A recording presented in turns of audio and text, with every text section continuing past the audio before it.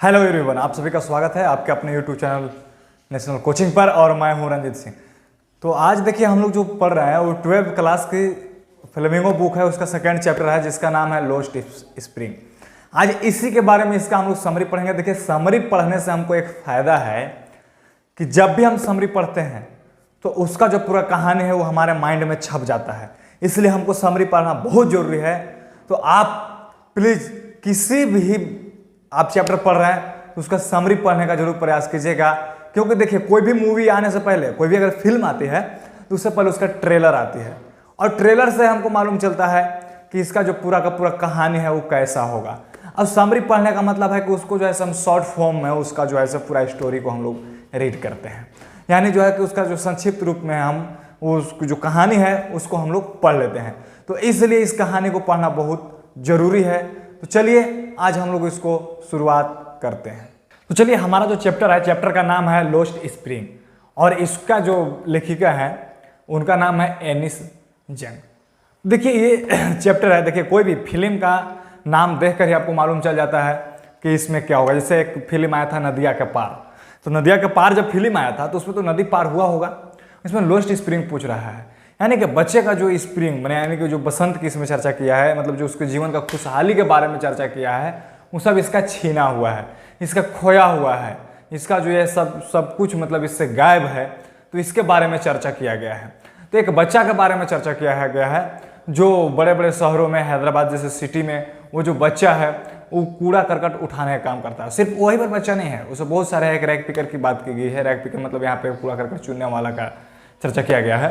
तो उसमें बहुत सारे बच्चे ऐसे होते हैं जो उस काम धंधे को करते हैं। आप भी देखते होंगे जब छोटे मोटे शहर में, हम लोग का भी जो ये छोटा मोटा शहर है, छोटा मोटा तो खैर शहर नहीं है, ये भी एक बड़े शहर में भी सम्मिलित होने जा रहा है।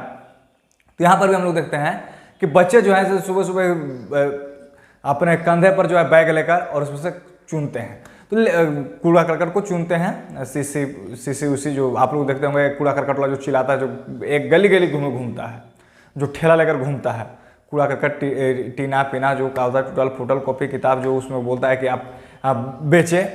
और एक होते हैं वो लोग जो खुद अपने कंधे पर बैग लटका कर, बैग करने का मतलब कि ये नहीं हाई फाई स्कूल बैग नहीं, वो एक उसको बोल दीजिए बोरा, देहाती भाषा में समझिए, उसको बोरा लटका कर और वो जो है उसमें से चुनते हैं। जहाँ पर भी जो कुछ भी उन्हें मिलता है वो चुनकर उस बोरे में लाते हैं, उसको बेचते हैं, उससे अपना घर परिवार जो भी रोजे जुगाड़ या जो उनको खाने पीने का जुगाड़ होगा उससे वो व्यवस्था करते हैं। वो नंगे पैर होते हैं, उनके पास अच्छे कपड़े नहीं होते हैं।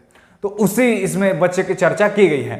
तो लेखिका जब एक रास्ते से गुजर रही थी तो उसने देखा कि एक बच्चा जो नंगे पैर है और अच्छा कपड़ा भी नहीं पहना हुआ, वो कूड़ा करकट चुन रहा है।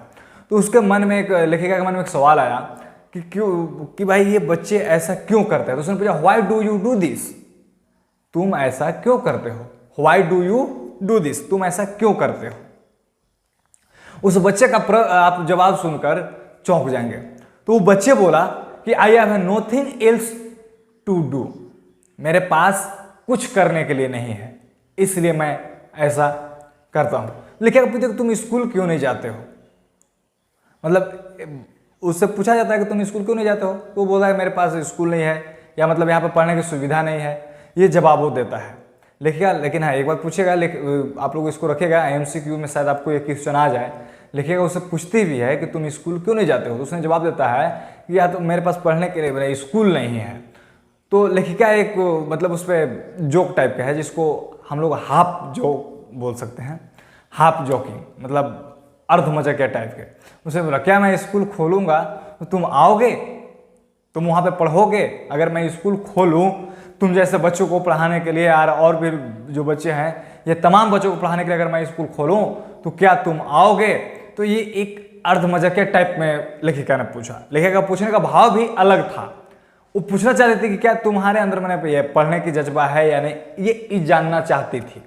लेकिन उसको जो है वो सीरियस लेता है कौन, जो बच्चा कूड़ा करकट चुनने वाला होता है।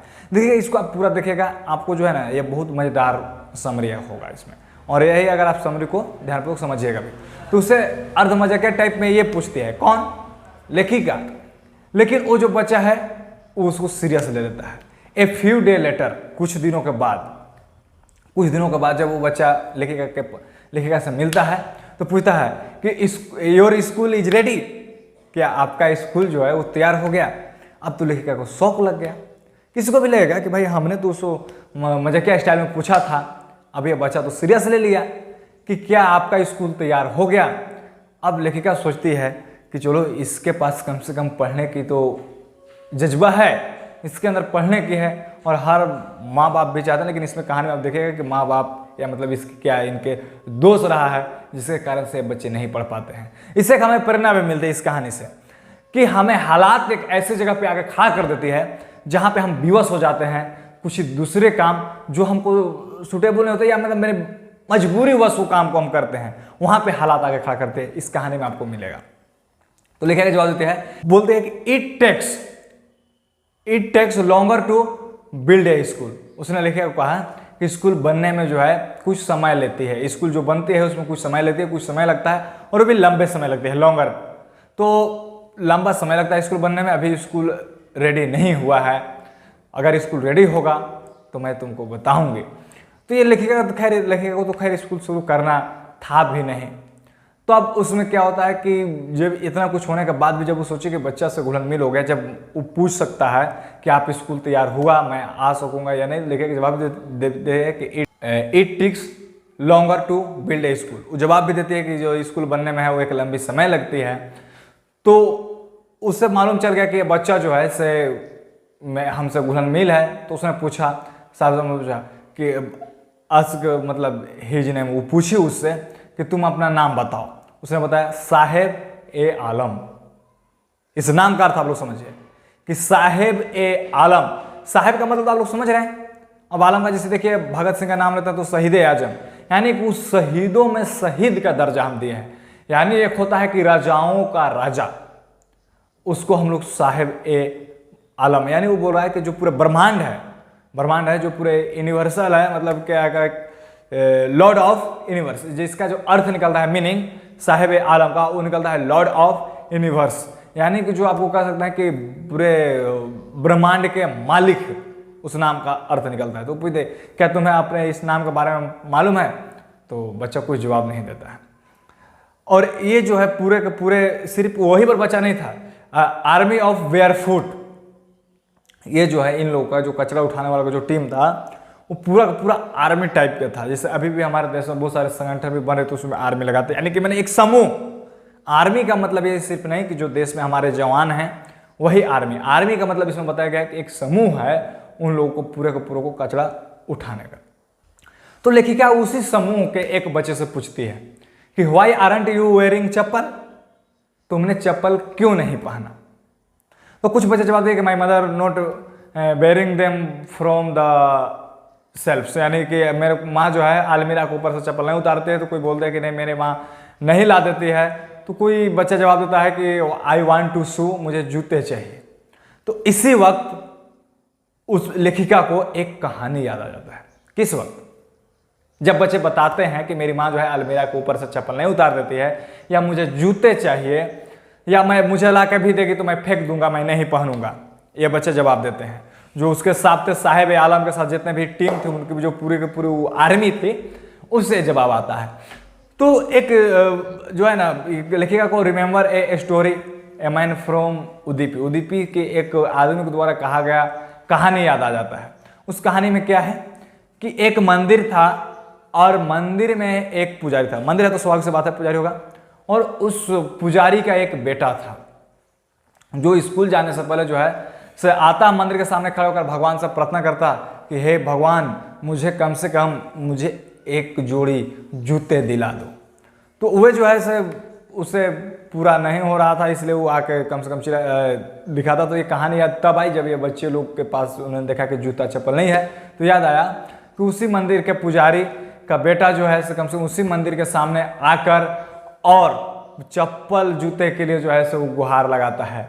लेकिन एक समय बाद जो है लेखिका वहाँ जाती है, कहाँ पे? जहाँ मंदिर था, जो जिसका कहानी बताया गया था लेखिका को। वो मंदिर के पास जाती है तो देखते हैं कि बाहर एक बिस्तर लगा हुआ है। एक लड़का उधर से आता है और अपने जो है से बिस्तर को बस्ता को उस चारपाई के सामने फेंकता है। वहाँ पे और भी कलरफुल चीज़ें रखी हुई हैं। तो और उसके पैर में वो जूता ही पहना है और एक जो है सो अच्छा सा ड्रेस भी पहना हुआ है। उसका यानी जो उसका सपना पूरा हो गया। लेकिन ये जो साहेब ए आलम था, इसका सपना पूरा नहीं हो रहा था। और ये जो कहानी है वो हमको एक नए मोड़ की ओर लेकर जाता है। अब जो है लेखिका को इन नंगे पैर चलने वाले, कचरा उठाने वाले बच्चों से दोस्ती हो गई, फ्रेंडशिप हो गए।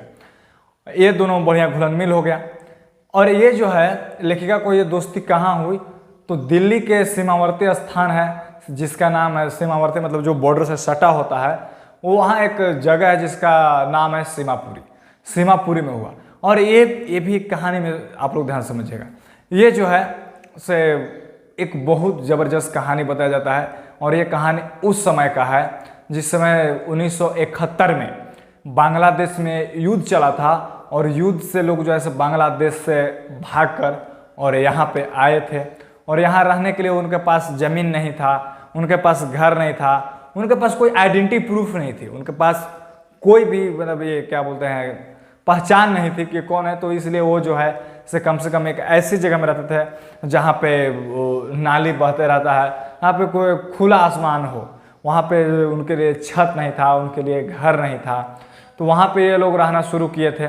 लेकिन रहते रहते जो है इन्होंने एक मिट्टी के घर भी बनाया खपड़ेल का। और उसे मतलब कोई लोग जो है से त्रिपाल टान के जो है से कम उसको उस एरिया को कवर कर उसको अपना एक घर बनाए हुए थे। और वहाँ पे जो है से इन लोग रहने लगे। लेकिन फिर भी इन लोग के पहचान नहीं होने के कारण भी इन लोग को कम से कम राशन कार्ड बन गया। राशन कार्ड बना और जो ये वोटर लिस्ट है उसमें इन लोग का नाम को दर्ज कर लिया गया। इससे देखिए यहाँ पे दो आता है, एक पॉलिटिकल भी आता है और एक इन लोग का जो आर्थिक भी आता है। ये लोग भी खुश थे और पॉलिटिकल लोग भी खुश थे। पॉलिटिकल लोग खुश क्यों थे? क्योंकि जब ये वोटर लिस्ट में नाम चढ़ा तो जो लोग ये वोटर लिस्ट में नाम इन लोग को चढ़ाए, जो इन लोग को आइडेंटिटी प्रूफ दिए या जो इन लोग को राशन कार्ड दिया जिससे इन लोग को राशन मिल सकता था, खाने पीने की सामग्री मिल सकता था, तो ये लोग उनसे वोट ले सकते हैं बदले में। तो यहाँ पे एक राजनीतिक भी हुआ और इन लोग का आर्थिक जुगाड़ भी हुआ कि इन लोग भाई खा सकते थे। लेकिन फिर भी अगर अभी का भी हालात आप देखें तो सिर्फ 5 किलो चावल और 1 किलो दाल से भी पेट नहीं चलता है, उसे और भी अच्छी शिक्षा, अच्छी स्वास्थ्य भी चाहिए। तो इसलिए उन लोग जो है से अपना ये बच्चे लोग को काम पे लगाते थे, अपने भी काम को किया करते थे। और बच्चे लोग कूड़ा करकट को चुनते थे, चुनते कुछ दूर चल जाते थे। मैंने बहुत पुराना उन लोग का ये पेशा था, ये क्या बोलते हैं कूड़ा करकट चुनने का। और ये इसलिए था क्योंकि देखिए ये जो पापी पेट है ना, पापी पेट आपको सब चीज़ करवाता है। आपको पेट के लिए भूखे रहना है तो आपको ये सब चीज़ करना पड़ेगा। प्रतिदिन रोटी चाहिए, सर पर रहने के लिए एक छत चाहिए और कम से कम आपको एक अच्छी ज़िंदगी जीने के लिए कम से कम चाहिए। मिडिल फैमिली से हम लोग आते हैं तो हम लोग थोड़ा बहुत जी लेते हैं, लेकिन उनके लिए भी कभी कभी हमको सोच के देखना चाहिए। अब जो है कहानी फिर हम लोग चलते हैं यहाँ साहिब आलम की ओर। ये जो ब्रह्मांड के मालिक का नाम अर्थ निकला, यहाँ चलते हैं। यहाँ जो है से बताना शुरू करता है ये साहिब आलम कि मुझे जो है कभी कभी 1 रुपया भी मिल जाता है, कभी 10 रुपये का नोट भी मिल जाता है।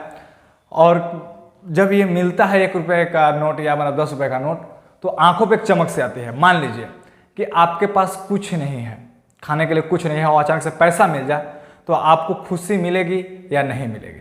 मिलेगी। और कभी कभी ये होता है कूड़ा करकट में लोग अपने जरूरत के सामान भी बेच देते हैं, तो कभी कभी उसे जो है चांदी का सिक्का भी मिल जाता था। लेकिन वो जो है ये खोज भी नहीं ये करते थे, ये चोरी नहीं था, क्योंकि ये लोग पूरा उसको खोजते थे। अगर किसी को मिल गया और कोई पहचान ले तो उसको हम इसको चोरी नहीं बता सकते हैं। और ये जो है कूड़ा करकट उठाना उनके एक जीविका का साधन था। कूड़ा करकट जो है उठाना था उनके लिए एक जीविका का साधन था। देखिए आप लोग प्लीज़, आप लोग से निवेदन है, आप लोग लगता है कि शायद बोर हो रहे हों तो ऐसा महसूस नहीं करें, इसको थोड़ा सा समझने का प्रयास कीजिए। हम लोग फिर जब इसको विस्तार से इसको फिर बुक को रीडिंग करेंगे, एनसीईआरटी बुक को, और हम लोग फिर इसका क्वेश्चन आंसर भी देखेंगे, तो शायद लगता है कि बारीकी से समझ में आ जाएगा। तो बी कंटिन्यू, आप लोग इसमें कंटिन्यू रहिए। और चलिए मैं एक जो इसमें पॉइंट है, पॉइंट ऐड करते हुए आप लोग को मैं इसके बारे में जानकारी देता ही रहूँगा। तो एक समय की बात है जिसमें उस समय क्या बोलते हैं, जो ठंडी का समय था, ठंडी मतलब जिसको हम लोग शीत ऋतु बोलते हैं। तो लेखिका देखी कि एक दिन जो है साहब चार दीवारी के बाहर से देख रहा था, वो झांक रहा था कि अंदर जो है सब बच्चे जो है टेनिस खेल रहे थे। तो वो गुनगुनाता है मतलब अपने अंदर कि भाई मेरे अंदर भी जज्बा है, मुझे भी खेलने की इच्छा करती है, मैं भी खेलूं। लेखिका को बताता है कि जब ये बच्चे जब खेल के चले जाते हैं तो मैं अंदर इस पार्क में जाता हूँ और वहाँ का जो ये क्या बोलते हैं वॉचमैन है, जो देख रेख करने वाला है, वो मुझे झूला झूलने का भी इजाज़त देता है। साहब वो जो है टेनिस स्टाइल में जूता भी पहना है जिस जूते में छेद है। मान लीजिए कि जूता में छेद है वो अलग मैटर है, वो बेरंग कपड़े भी पहना था, लेकिन जो बच्चा नंगा चल रहा है उसे फटा जूता कम से कम मिल भी जा रहा है, उसका एक सपना तो पूरा हो रहा है जूता पहनने का। तो वो अंदर जाता भी है, लेकिन वो तब जाता है जब वो बच्चे सारे खेल के चले जाते हैं। लेकिन वहाँ का जो देख रेख करने वाला है वॉचमैन, वो कम से कम इन लोग को साहब को झूला झूलने का अनुमति देता है। लेकिन लेखिका को महसूस होता है कि भाई जो बच्चा इतना ध्यान से इस खेल को देख रहा है, इसके अंदर कहीं ना कहीं इस चीज़ को रुचि है, इसे खेल में रुचि है और ये खेल खेलना चाहता है। लेकिन जैसे देखिए किसी को अपॉर्चुनिटी नहीं मिल पाता है, वो अवसर उसे नहीं प्राप्त होता है कि वो आगे तक जाए। किसी के अंदर सपना होता है, बहुत अच्छा चीज़ होता है, किसी को अच्छा पढ़ाने का भी होता है, वो अच्छा जानते हैं, लेकिन वो मान चलिए कि शुरुआती दौर में वो अच्छा फेस नहीं कर पाते हो, या मतलब उनको अच्छी जगह नहीं मिल पाते हो, अच्छे स्टूडेंट नहीं मिल पाते हो, जिसकी वजह से वो नहीं भी पढ़ा पाते हैं। जिसके अंदर अच्छा खेलने का शौक हो लेकिन उसको अच्छा प्लेटफॉर्म नहीं मिल पाता है, जिसकी वजह से वो नहीं जा पाता है। किसी के अंदर कुछ करने की जज्बा है लेकिन वो अच्छा प्लेटफॉर्म नहीं मिलने के कारण वो नहीं जा पाता है। तो ऐसे हमारे समाज में ये समस्याएँ रहती भी है। एक दिन सुबह साहब जो है से दूध के दुकान, जिसको मिल्क बूथ बोलते हैं, इसमें मिल्क बूथ की चर्चा की गई, दुकान पे वो दुकान वाला रास्ते पे खड़ा था और उसके हाथ में एक स्टील का कनस्टर, जिसमें से यहाँ पर क्या कनस्टर करने का मतलब कि इसको हम लोग कमंडल बोल सकते हैं, शायद कमंडल टाइप का एक केन हम लोग देहाती भाषा में बोलते हैं, कमंडल को ही हम लोग को शॉर्टकट में शायद केन बोलते होंगे शायद, मतलब मैं कंफर्म नहीं हूँ इस पर। वो खड़ा था और देखिए यहाँ पर इसका चेंजिंग समझिए कहाँ आया से। अब जो है साहब का मूड बदलता जा रहा था, ये लड़का में परिवर्तन आ रहा था। खड़ा था और वो जो है से एक चाय के दुकान पे काम करना शुरू किया। चाय के दुकान पे वो था, दूध के रास्ते में खड़ा था, लेकिन वो क्या कर रहा था कि एक चाय के दुकान पे काम अब शुरू किया था। अब जो है वो थैला था उसका वहाँ, लेकिन फिर भी वो जो है से दूध का काम कर रहा था। वह जो है लेखिका दूर से इशारा करते हुए कहा कि मुझे जो है से 800 रुपये और पूरे दिन का भोजन मिलता है, 800 रुपये मंथली मिलता है और दिन का भोजन मिल जाता है। अब वो जो है नौकरी करने लगा। लेखिका उसका चेहरा देखती है, वो पूरा उसके अंदर से एक मतलब गजब टाइप का जो झलकना होता है वो झलक रहा है। और एक जो स्टील का कनस्टर था उसको लिए हुए था, प्लास्टिक का थैला वो जो है से अपने कंधे पे उठाए रखता था, जिससे उसको मतलब एक भारी प्रतीत हो। और वो जो थैला उसी का था, मतलब किसी और के भी नहीं था। अब चलिए देखिए इसी कहानी में एक नया मोड़ ले लेता है। एक मुकेश नाम का लड़का आता है जो कार चलाना, मतलब जो उसको कार चलाने का शौक होता है, लेकिन वो उसको जो है एक मोटर गैरेज का मैकेनिक बनने का भी शौक होता है। तो मुकेश अपने मर्जी का मालिक बनने पर हट करता है। उसमें जो है ना वो साहेब आलम था, वो अपनी मर्जी का मालिक नहीं रहा। लेकिन ये जो मुकेश है ये अपनी मर्जी का मालिक बनना चाहता था, एक मोटर गैरेज में मैकेनिक के रूप में काम करना चाहता था। इसमें एक और बच्चे की कहानी की चर्चा की गई है जिसका नाम है मुकेश। और मुकेश उस परिवार से आता है जहां पे कांच की चूड़ियां बनाई जाती है, यानी कि मतलब कहे तो फिरोजाबाद एक ऐसा शहर है जहां पूरे मतलब लगता है कि भारत के जो वहाँ पे कांच गलाने की जो है भट्टियाँ हैं वहाँ पे। और वहाँ का परिवार का हर दूसरा व्यक्ति, परिवार का बोल रहा हूँ मैं उस क्षेत्र का, वो परिवार का हर दूसरा व्यक्ति उस गर्म भट्टी में काम करता है। लगभग इतनी गर्मियाँ में मतलब कांच को पिघलाना मतलब बहुत ज़्यादा गर्मी वहाँ पे होगी भट्टी में, और उस गर्मी में लगभग 20,000 से ऊपर बच्चे काम करते थे। मुकेश का भी कहानी एक ऐसे ही परिवार से है जिस परिवार के लोग ये नहीं जानते हैं कि बच्चों से काम कराना गैर कानूनी है और वहाँ पे बच्चों को काम कराते हैं, जिसके देखिए चूड़ी बनाने से बहुत सारे चीज़ें इसमें आ जाती हैं। जैसे देखिए जो इसमें पॉलिश होता है, कांच जुड़ती है, वो आंखों में चला जाता है, आदमी अंधा भी होता है। इसमें मुकेश की दादी जो है इसमें चर्चा करते हैं, तो उसको हम लोग आगे देखेंगे। तो मुकेश के परिवार को भी, या मतलब उस गांव के पूरे परिवार को भी ये भी मालूम नहीं था कि ये जो है बच्चों से काम कराना गैर कानूनी है। ये जो हम बच्चे लोग को काम करा रहे हैं, इनके आंखों में जो मैं धूल झोंक रही हूँ, धूल झोंकना ही एक प्रकार से हुआ, मतलब उनको मैं पर्दा डाल रहा हूँ, अच्छा नहीं डाल रहा हूँ। लेकिन जो मुकेश जो है सपना देखता है बाहर निकलने का। तो लेखिका एक बार वहाँ पे प्रवेश करती है, उस जगह पे जाती है, तो वहाँ देखती है कि एक महिला जो है वो खाना बना रही है और वो 3 लोगों को संभाल रही है, अपने पति मुकेश और उसके जो महिला का जो ससुर जी हैं। तो एक बुजुर्ग आदमी उस घर में प्रवेश करता है। एक बात यहाँ पे थोड़ा सा और गौर कीजिएगा कि जो चूड़ी बनाने की है, जहाँ पे मुकेश का जो ये कहानी बताया जाता है, वहाँ एक काम पीढ़ी दर पीढ़ी आते रहा है। मतलब कि अगर मैं काम कर रहा हूँ तो हमारा बेटा भी आने वाला समय में यही काम करेगा, उसका बेटा भी यही काम करेगा, उसका बेटा भी यही काम करेगा। इसको पीढ़ी दर पीढ़ी हम लोग बोलते हैं। तो पीढ़ी दर पीढ़ी वही काम था। तो फिर मैं पुनः यहीं आता हूँ कि जब उस घर में लेखिका जाती है, देखती है कि एक महिला जो है, युवा महिला है, यंग लेडी है, वो खाना बना रही है और वो 3 लोगों को संभालती है, अपने पति मुकेश और उसकी जो एक और कोई होंगे उसमें जो उसके ससुर हो सकते हैं। तब वहाँ पे वो देखती है कि एक बुजुर्ग आदमी जो है उस घर में एंट्री करता है। अब जब वो बुजुर्ग आदमी एंट्री करता है तो वो महिला जो है से उस टूटी दीवार की ओर जाती है और अपना जो घूंघट को नीचे कर लेती है। तो लिखेगा समझते कि शायद ये रीति रिवाज होगा और लोग का भी अभी हमारे यहाँ भी जो झारखंड में भी जो बहुत सारे जो यहाँ पे देखने को मिलता है कि लोग जो है अपने ससुर भसुर के सामने जो भी है वो घूंघट को कर लेते हैं। मतलब उतना भी अब नहीं, अब तो धीरे धीरे प्रथा समाप्त हो रही है और होनी भी चाहिए। और एक और बात इसमें समझिए कि जो उस भी परिवार था, फिरोजाबाद के भी जो परिवार था, जहाँ पे काम होता था, बदबूदार नाली, रहने के लिए अच्छी छत नहीं, उनको खाने के लिए भी अच्छा, मतलब भले वो उद्योग था वहाँ पे। अब तो खैर कंपनी संभालती है, लेकिन पहले की जो ये कहानी है उसमें लोग ही करते थे। और वो जो पीटने का, जैसे आदमी तो आदिकाल से ही पीटने का काम कर रहा है, जानवरों को पीटा, इसके बाद औजार बनाने का लिए काम को पीटा। भले ही बाद में यहाँ पे जाति प्रथा आए तो जाति को लोगों को विभाजन करके और ये राजा महाराजाओं द्वारा उस काम को दिया गया, यहाँ पे जाति प्रथा लागू की गई। खैर ये बात का चीज़ है, लेकिन पहले भी हम लोग जो आदि मानव रहा है वो हमेशा पीटने का काम किया है, लोहे को पीटने का काम किया है, जानवरों को पीटने का काम किया है। तो हम इसी कहानी में देखिए, बहुत ही मज़ेदार कहानी है और इसको हम लोग करेंगे, पढ़ेंगे, तो आप लोग भी कंटिन्यू। इस कहानी में लेखिका ये भी जांच पड़ताल करती है कि उन लोग को पहले जो है से दर्जे का काम, फिर चूड़ी बनाने का काम।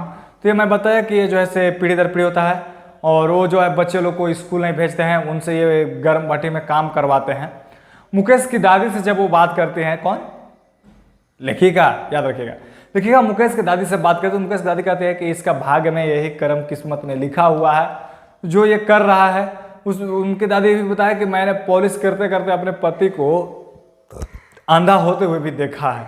ऐसे है, फिरोजाबाद में चूड़ी का उद्योग है, लोग वहाँ पे काम करते, जब उसे पॉलिश कर रहे हैं तो उसमें से कांच उड़ेगी और उससे जो है आंखों में पड़ती है।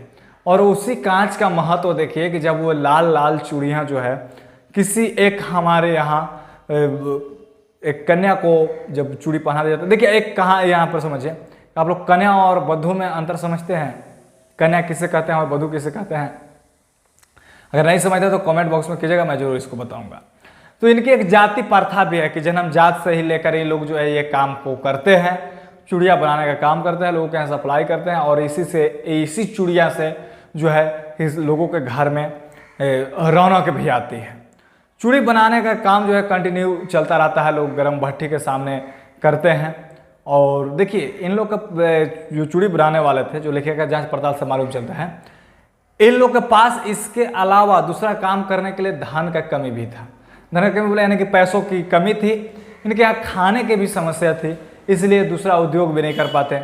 और दूसरा उद्योग वहाँ नहीं कर पाना, उस कानून भी शायद इस प्रकार का लागू नहीं होता। पुलिस भी इन्हें दूसरा काम करने पर पीटती थी, इन्हें बेवजह जेलों में डालती थी। तो लेखिका जो है से इसमें बोलती है लोगों से, वहाँ के नौजवान लोग से बात करते हैं कि आप लोग अगर एक संगठन बना ले तो आपको पुलिस से भी डर नहीं रहेगी, आपके अंदर एकजुटता रहेगी, आपको पुलिस बेवजह पिटेगी नहीं, आपको जेल में डालेगी नहीं। लेकिन वहाँ पे लोगों का जवाब मिलता है कि हम तो संगठन बना लेंगे लेकिन हमारे लिए लीडर नहीं है, हमारा नेतृत्व करने वाला भी चाहिए। उनके पास नेतृत्व करने के लिए कोई लीडर नहीं थे। देखिए इस कहानी से जो है हम लोग दो अलग अलग भाव देखें।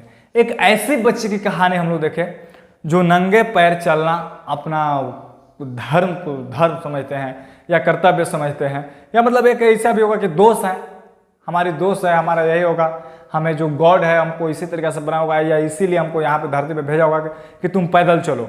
वो अपने मन का, अपने मर्जी का मालिक नहीं बनना चाहता है। और एक ऐसे परिवार, ऐसे एक बच्चे की कहानी देखे जिसमें वो कुछ करना चाहता है, उसके अंदर एक लालसा जगते है, वो अपने मर्जी का मालिक बनना चाहता है।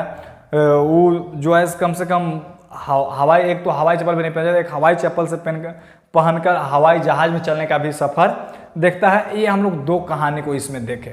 एक मोटर मैकेनिक बनना चाहता है लेकिन एक जो है से अपना कूड़ा करकट उठाना ही अपना समझता है। तो ये कहानी हमको बहुत बड़ा सीख देती है। एक देती है इसमें कहानी में ये मिलता है सीख कि देखिए एक गरीब परिवार में होना उनके लिए कितना झेलना पड़ता है। तो ये पेट के लिए हम लोग को झेलना पड़ता है। ये जो कहानी में बताया गया, ये पेट के लिए इन लोग को कहानी झेलना पड़ता है बच्चे लोग को। और कुछ लोग इसको अपने गरीबी को जो है ये लोग, कुछ लोग जैसे ढाल बढ़ाते हैं। जैसे देखिए अब हमारे अंदर मानसिकता पैदा करना, जो हमारे अंदर एक मानसिकता पैदा हो जाती है कि मैं गरीब परिवार में ही, भगवान मुझे जो है गरीब परिवार में ही जन्म दिया है और मैं गरीब परिवार में ही मर जाऊंगा। लेकिन मेरे अंदर अगर मैं उसको अपने अंदर जागरूकता डालूँ, अपने मन को मैं सामने लाऊं, तो हो सकता है कि हम अच्छे काम में जाएं, अच्छा काम में कर सकें। लेकिन कभी कभी आदमी को थोड़ा सा हताशा मिलती है तो वो आगे नहीं कर पाता है। तो इसके लिए भी अनेक प्रकार के कारण है। एक तो हमारे यहाँ सिस्टम भी उस तरीका का नहीं है, या उस समय थी भी नहीं, अब शायद है, लेकिन पहले सिस्टम भी नहीं थे, अच्छा लोगों को शिक्षा नहीं मिल पाता था। और इसका जो कारण है वो शिक्षा है। तो आप जितने भी देख रहे हैं मेरे दोस्त, मेरे विद्यार्थियों, आप कम से कम एक चीज़ इस कहानी से सीख लीजिए कि शिक्षा कितना जरूरी है। हम शिक्षा के बिना जो है कुछ नहीं है, हम एक पशु समान है। Without education human are without education like animals. हम जो है मानव जो है शिक्षा के बिना एक पशु समान है। तो शिक्षा कितना हद तक जरूरी है इस कहानी से हमें मालूम चलता है। तो आप सभी से निवेदन है कि देखिए आप शिक्षा को ग्रहण कीजिए, आप पढ़िए, मन लगाकर पढ़िए, अपनी गरीबी को, अपनी जो जातीय प्रथा है उसको आप छोड़िए। अब हमारा देश बदल रहा है तो और हम उस देश की और बदले भी, और एक जागरूकता लाएं अपने अंदर, अपने शिक्षा लाएं। कम से कम एक चीज़ देखिए, मेरे परिवार से एक शिक्षा मिला है, जो हमारे घर परिवार से, कि कम से जितना अपने पढ़ो उससे ज़्यादा कम से कम अपने बच्चे को पढ़ाओ। हमारे पिताजी उस समय में मैट्रिक, कम से कम मैट्रिक पास थे। उस ज़माने की बात की जाती है, आज के मतलब तकरीबन 35 साल पहले। तो 35 साल आज के जो वर्तमान स्थिति है 2021, इससे 35 साल पहले इसके जो था उस समय शिक्षा का सभी लोग ग्रहण नहीं कर पाते थे। उस समय भी, उस वक्त वो मैट्रिक तक किया, हमको यहाँ तक मास्टर डिग्री तक लेके आए। मैं भी चाहूँगा कि अपने बच्चे को इससे ज़्यादा शिक्षा दूँ ताकि उनके अंदर जागृति आए और देश के साथ देश जैसे बदल रहा है वो बदले, हालात के अनुसार बदले, और ये जो है पूरा साइंटिफिक दुनिया में जाएं, साइंस की दुनिया में जाएं, साइंस को समझें और आगे तरक्की करें। तो मैं आशा करता हूँ कि ये समरी आप लोगों को कैसा लगा, या अच्छा भी लगा होगा, आशा कर रहा हूँ तो अच्छा लगा होगा। और कैसा लगा आप लोगों का अनुभव, या मतलब मुझे समझाने के तरीका कैसा रहा, आप कमेंट बॉक्स में जरूर राय दीजिएगा। देखिए, अगर जब तक आप पूछना नहीं सीखिएगा, जब तक आप सवाल करना नहीं सीखिएगा, तब तक आप पढ़ाई नहीं कर पाइएगा, ये मेरा वादा है। इसलिए आप एक पूछने वाला बच्चा बनिए, आप पूछिए, सवाल को पूछिए। अगर सवाल पूछते हैं तो टीचर भी लापरवाह बनता है। मैं इसको आपको दावा के साथ में कह सकता हूँ। आप लोग जब पूछेंगे, सवाल पूछेंगे, तो अगली बार शिक्षक जब क्लास में एंट्री करेंगे तो उनके अंदर भी एक डर रहेगा।